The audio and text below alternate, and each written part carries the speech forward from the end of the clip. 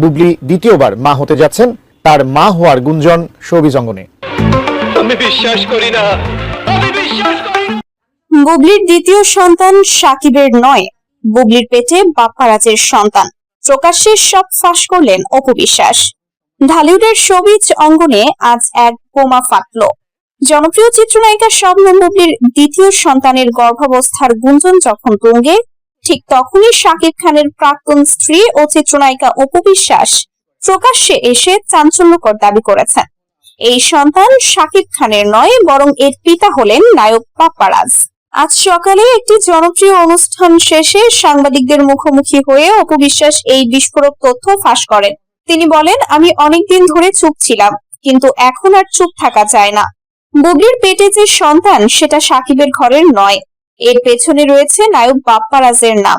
আমি নিজের চোখে দেখেছি, শুনেছি এবং এখন সবাইকে জানাতে চাই যে সত্যটা কি। অপু বিশ্বাসের এই দাবি শোবিজ পাড়ায় ঝড় তুলেছে। গত কয়েক সপ্তাহ ধরে বুবলির অন্তঃসত্ত্বা হওয়ার খবর ছড়িয়ে পড়ে। প্রথম সন্তান শেহজাদ খান বীরের জন্মের প্রায় 5 বছর পর এই গুঞ্জন শুরু হয়।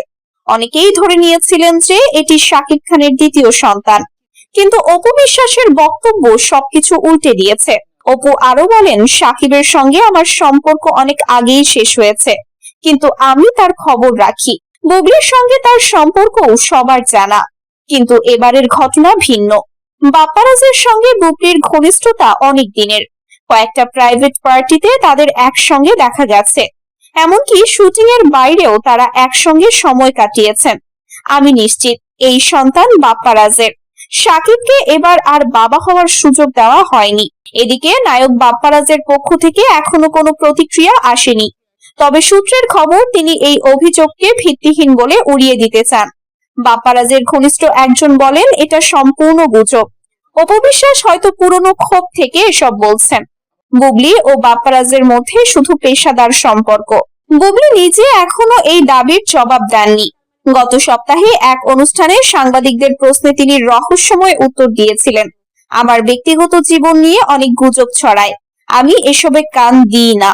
কিন্তু অপুর ফাঁসের পর তার চুপ থাকাটা আরো প্রশ্নের জন্ম দিয়েছে। শাকিব খানও এখনো মুখ খোলেননি।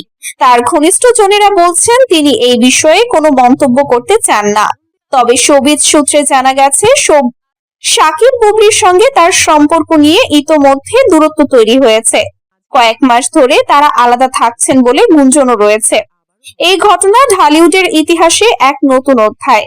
অপু বিশ্বাসের সঙ্গে সাকিবের বিচ্ছেদ, তারপর বুবলির সঙ্গে বিয়ে, সন্তান জন্ম, সবকিছু নিয়ে আলোচনা হয়েছে। কিন্তু এবারের টুইস্ট সবাইকে অবাক করেছে।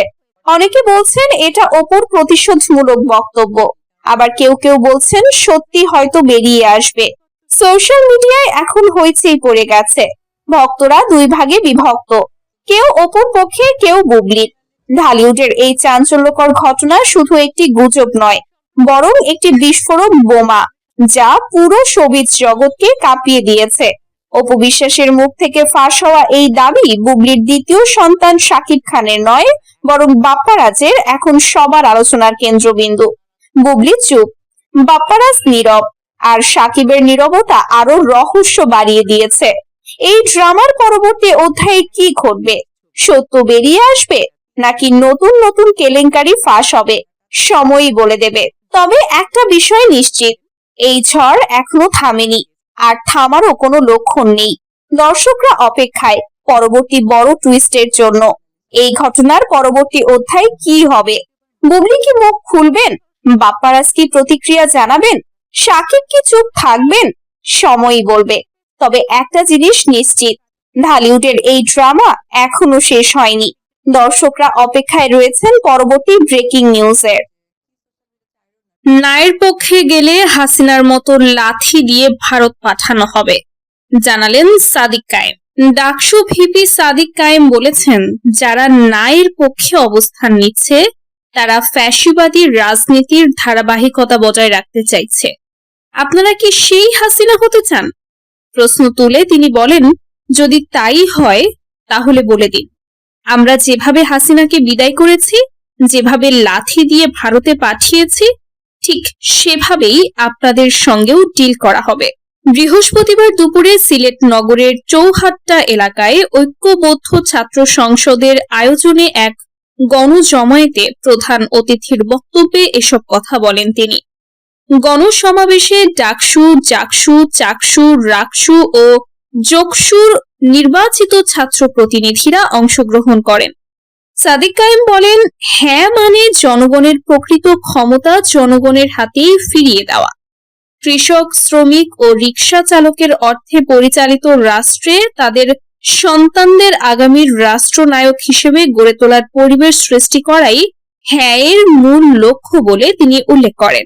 তিনি আরো বলেন, হ্যাঁ মানে হলো বিগত ফ্যাসিবাদী শাসনামলে সংঘটিত গুম, খুন ও আয়নাঘরের সংস্কৃতির জন্য দায়ীদের বিচারের আওতায় আনা এবং ফ্যাসিবাদী কাঠামো ভেঙে নতুন রাজনৈতিক সংস্কৃতি প্রতিষ্ঠা করা।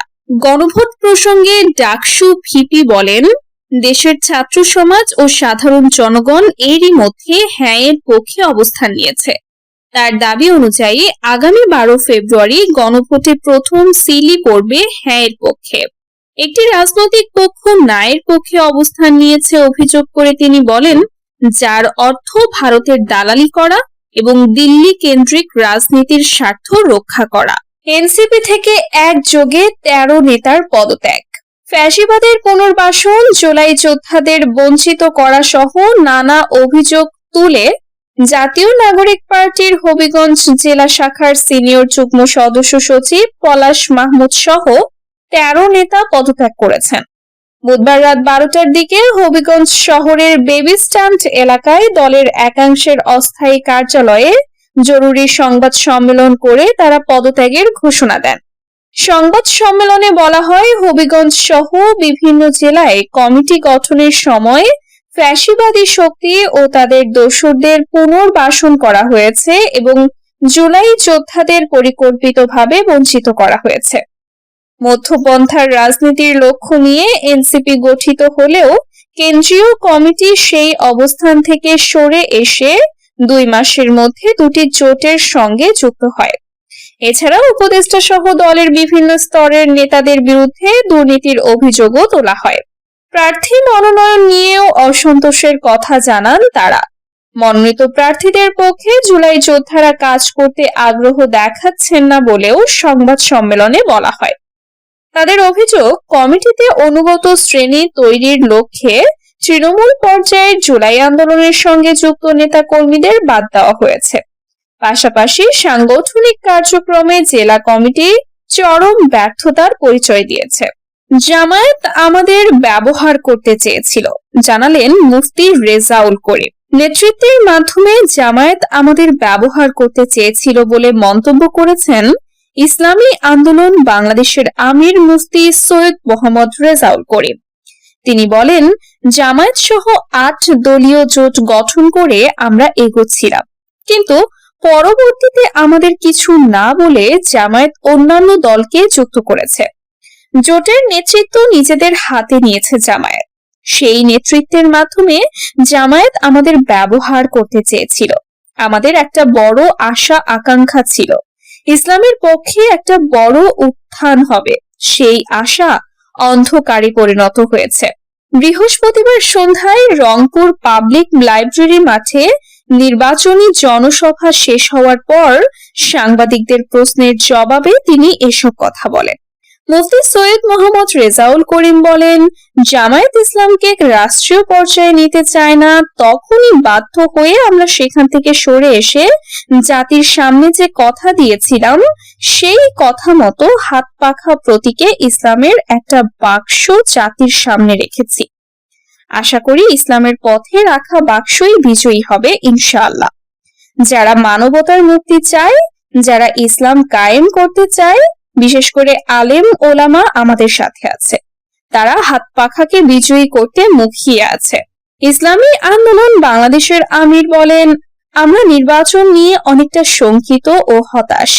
অন্তর্বর্তীকালীন সরকার বলেছিল এমন একটা নির্বাচন উপহার দেওয়া হবে যে নির্বাচন মানুষ স্মরণ করবে। সেই কথাটা স্মরণ করা নিয়ে বলছি, আপনারা সেই পরিবেশ তৈরি করতে পারেননি। আমরা এখনই লক্ষ্য করছি বিভিন্ন জায়গায় সহিংসতা চলছে। আগ্রাসী ভূমিকা নিয়ে এগোচ্ছে সবাই।